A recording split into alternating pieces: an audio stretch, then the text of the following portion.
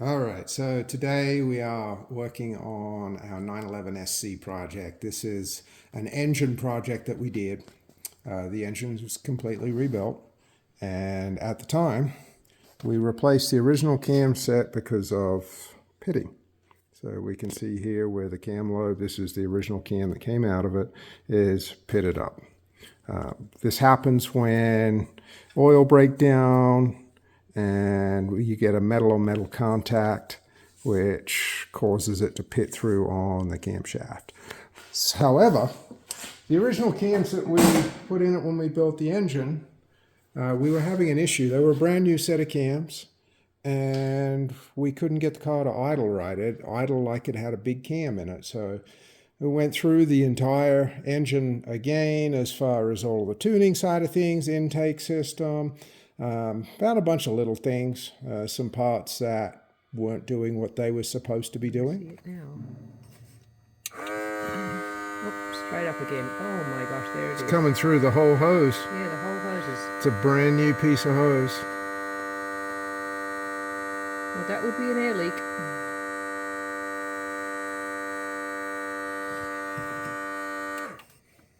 Right now, other than it was leaking. I'm going to have to cut it open. Is there another one? Yep. Wow, it's just all broken up. The rubber. Yeah, the rubber's failed and split. Brand new parts.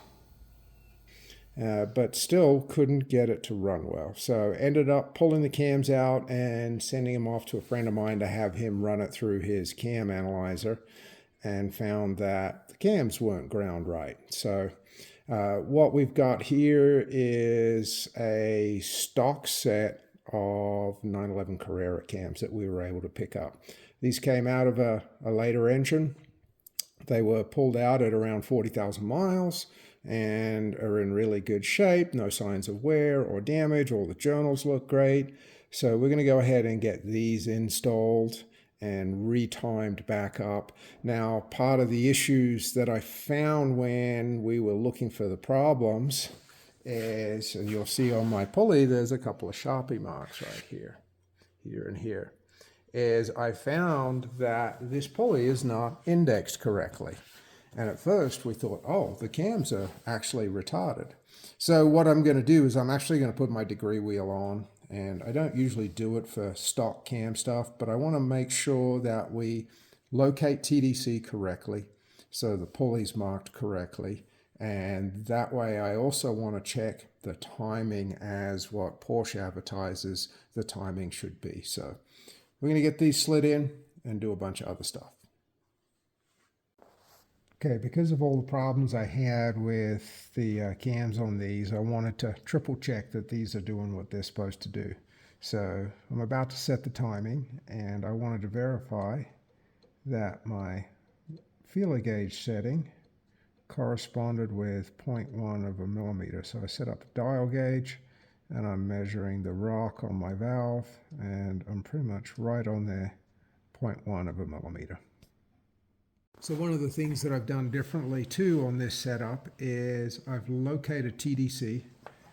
To do that, I used a dial indicator with a really long pointer. And what it did is I was able to locate the top of the piston based on movements, and I'm using a degree wheel instead of the crank pulley. So we're set up on 0 right now, and we can see that the crank pulley is actually off by 5 degrees from where it should be. It's showing it's lining up with TDC on the 5 degrees before TDC mark versus the true Z1 mark, which is supposed to be over here. So we'll go ahead and red paint this so people know what's what when it gets home.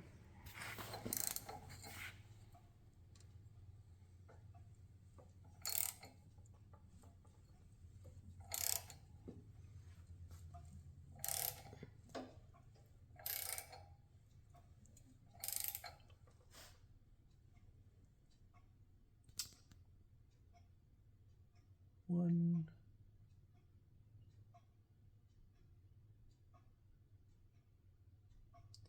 four,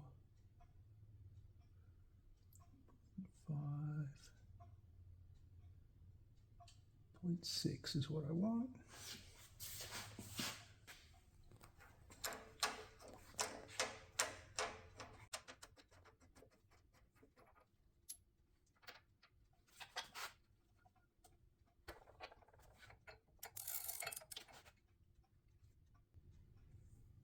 Yeah, the cam's walking. Can I help? Well, it wants to move back because there's no other pressure on it. And with my dummy tensioner and the load I have on everything, we'll just have to see. So we're 0 here, And 1.6 here.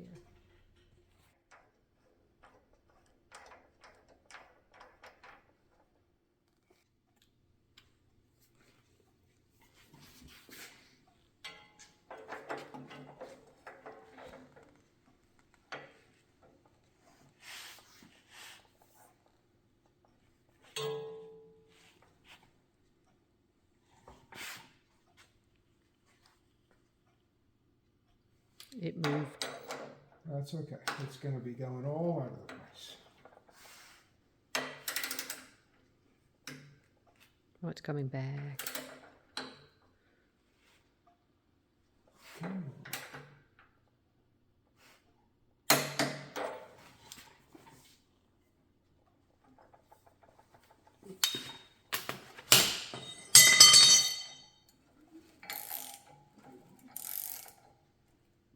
Over 0 over there.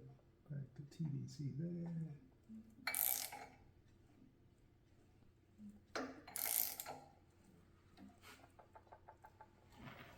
We're at 1.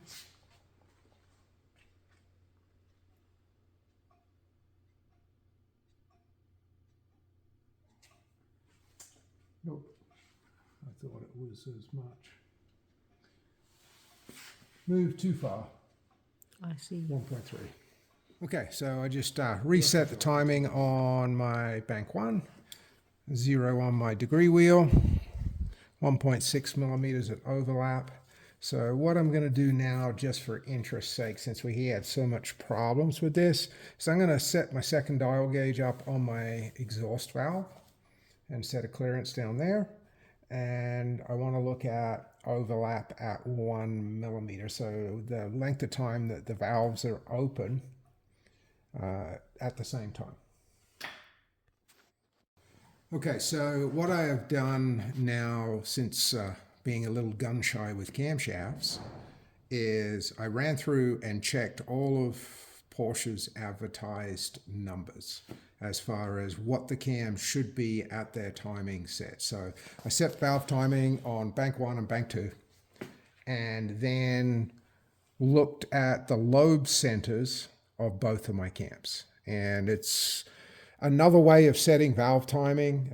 I know it's out there. Some people have made some videos on it. I'm not going to go into it too much here just because it is somewhat complicated and a lot of math involved, plus reading your wheel, because my wheel is graduated in 90-degree increments. So it means 120 degrees is you got to go 90 plus 10 is 100, 110, 120.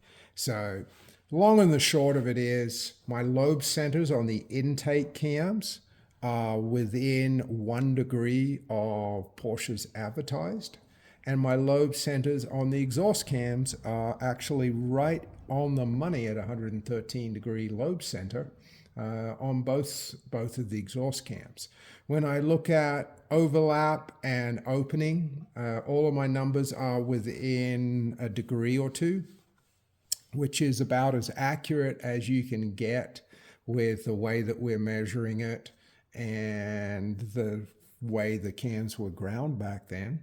So the long and the short is I'm very happy with the change. All of my numbers are exactly where they should be as per Porsche, and we're just going to get this all put back together and back in the car ready to run.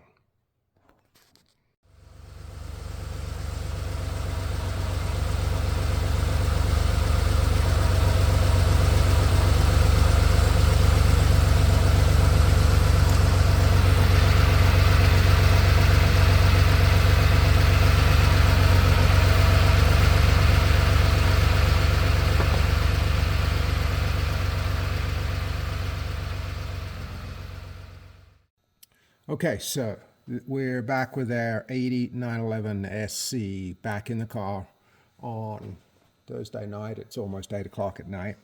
This car has cost me about 70 to 80 lost hours in trying to figure out why it wasn't doing what it's supposed to be.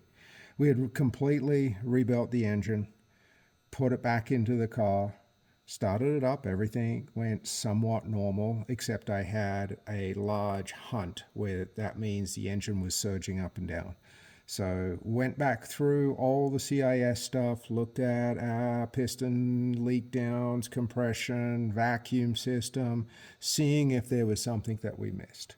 And I did find a lot of stuff, but no matter what I did to this car, I couldn't make it idle under about 1200 RPMs. And to me, it felt like it had a big set of cams in it, which it didn't, because we don't build big cam motors for street. They just don't work. So after going through everything, I left myself at the point where we ended up pulling the engine out again. I pulled the cams and sent them to a friend of mine. And the report that came back from that, he has a cam analyzer set up that's specifically for Porsche. He runs it in a cam box with the rockers so he can see what the valves are seeing.